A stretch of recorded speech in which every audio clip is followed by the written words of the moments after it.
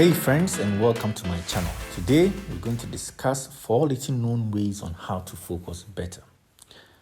I would like to start this podcast with a quote from Marcus Aurelius. If you seek tranquility, do less, or more accurately, do what's essential, because most of what we say and do is not essential. If you can eliminate it, you have more time.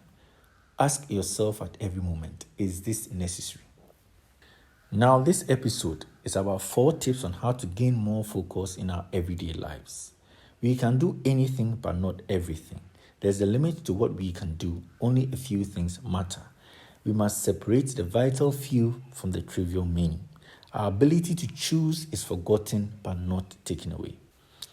Now, let's look at some of the big ideas. The big ideas are focusing on the essentials, single tasking, asking big and small focus questions, and remembering that how far we go in life depends on who mentors us or who we're following. Let's look at focusing on the essentials. To achieve this, we must explore and evaluate where we are in life. We must gather all our tasks, all our commitments, and see about what is not necessary. The next step is to decide on eliminating the non-essentials from the collection. We must take the initiative to discard what is non-essential. We must implement our decisions. We cannot do every investment, so we have to choose and bet wisely. The second big idea is single tasking. Single tasking involves your ability to focus on the activity you engage in. You must always decide on the essentials. Not everything matters in equal measure. This applies to everything from business to reading to relationships. Success is built sequentially over time. It's one thing at a time. You do not decide your future, you decide your habits. And your habits decide your future. Build one habit at a time. Give each habit enough time to develop. Success is sequential, not simultaneous. The third big idea is asking big and small focus questions.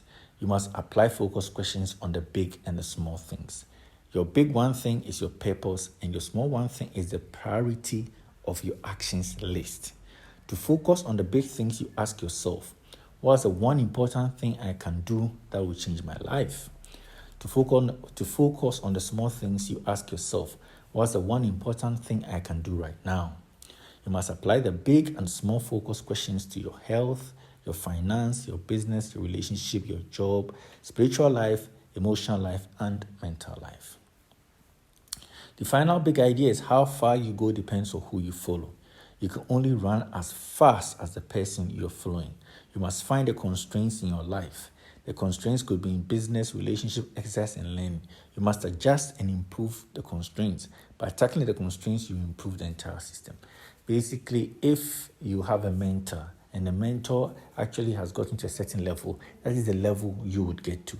You have to almost always have people very ahead of you, and these are the people that is going to drive you forward.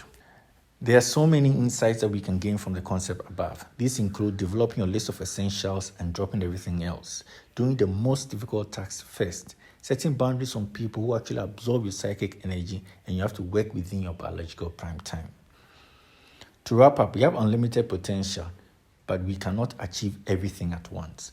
We must drop the non-essentials and focus on the vital few. If you found this podcast helpful, give it a thumbs up. If you'd like to hear more episodes, hit the subscribe button. And that way, you'll be notified when new content like this comes out. Lastly, if there are any books you'd like me to discuss, leave a comment down below. This is how I choose the books to discuss on this channel. Thanks, everyone. Have a lovely day.